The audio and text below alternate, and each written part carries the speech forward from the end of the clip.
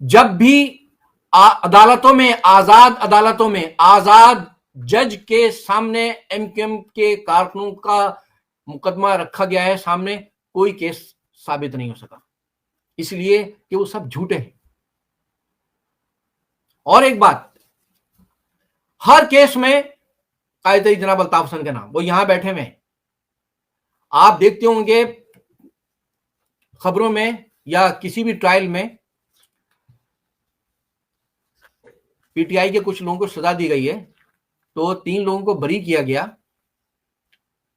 تو اس فیصلے میں بریت کو جواز کیا بنایا گیا؟ شاہ محمود قریشی، فواد چودھری، ایک اور کسی کا نام ہے، کہ چونکہ یہ لوگ موقع پر یہ موجود نہیں تھے، ان کی بریت کا، یہ آپ غور کریں، اس کو نوٹ کیجئے، بریت کا نقطہ کیا ہے؟ یہ لوگ موقع واردات پر موجود نہیں تھے، لہٰذا انہیں بری کیا جاتا ہے۔ اور قائد طریقہ الطاف حسین یہاں 33 سال سے یہاں لندن میں ہیں، اور ان 33 سال میں 33,000 کیس بنا دیے ان پر، قتل کے، دہشت گردی، گاڑی گھیراؤ جلاؤ، بس جلانے کا بھی مقدمہ قائد طریقہ الطاف حسین پر۔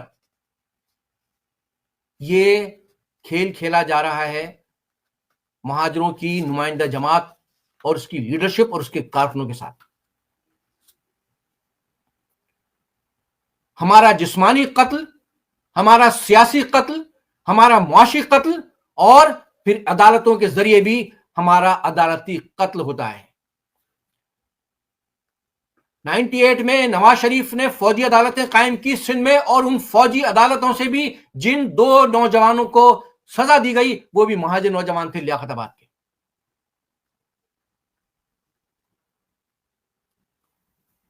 اور آج 10 سال کی سزا کیا سنائی گئی پی ٹی آئی کے لوگوں کو، تو ماتم ہو رہا ہے اس وقت۔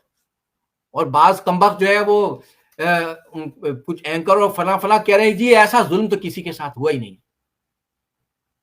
ابے بے غیر تو جو کچھ ایم کیو ایم کے رہنماؤں، ایم کیو ایم کے بے گناہ کارکنوں کے ساتھ ہوا ہے، پاکستان میں نہیں ہوا کسی کے ساتھ۔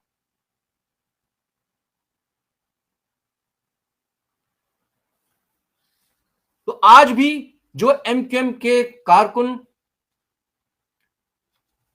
جیلوں میں ہیں، سب کے سب پر کیسز جو ہیں وہ جھوٹے ہیں۔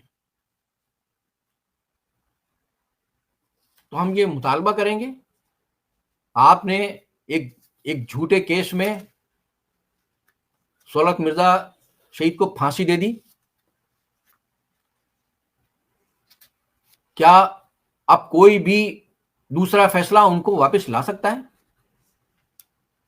یہاں یہی ہے کہ عدالتوں کے ذریعے قتل کرایا جاتا ہے۔ آج کہہ رہے ہیں ججز بھی کہ جی وہ بھٹو کی جو پھانسی تھی وہ غلط فیصلہ تھا، آج کہہ رہے ہیں کہ عدالتی قتل ہوا ہے وہ، تو تمہارے کہنے سے بھٹو واپس آ گیا؟ عدالتوں کو بھی قتل کے لیے استعمال کیا جاتا ہے۔ ہمارے ساتھ بھی یہی ہو رہا ہے، ہمارے بے گناہ کارکنوں پر جھوٹے مقدمات بنا کے ان کو سزائیں دی جا رہی ہیں، اور یہ سارے وہ کینگرو کورٹس کے ججز، اب تو صرف خصوصی عدالتیں نہیں بلکہ اب تو ہائی کورٹ اور سپریم کورٹ تک کینگرو کورٹ بن چکے ہیں، جو بیٹھ کر صرف فیصلے سناتے ہیں جو وہ خود نہیں کرتے، ان کو واٹس ایپ پہ جو ہے فیصلے آتے ہیں کہ یہ فیصلہ تمہیں سنانا ہے۔ تو جس ملک میں عدالتیں سپریم کورٹ تک اسٹیبلشمنٹ کے تیار کیے ہوئے فیصلے جو ہے واٹس ایپ پہ موصول ہوتے ہیں وہ فیصلے سنائیں، وہاں انصاف ہو سکتا ہے؟ اور اس پر، ان فیصلوں پر ڈھنڈورا پیٹنے والے یہ سب کے سب قاتل ہیں، مجرم ہیں، اس ملک کے مہاجروں کے اور ملک کے معصوم عوام کے۔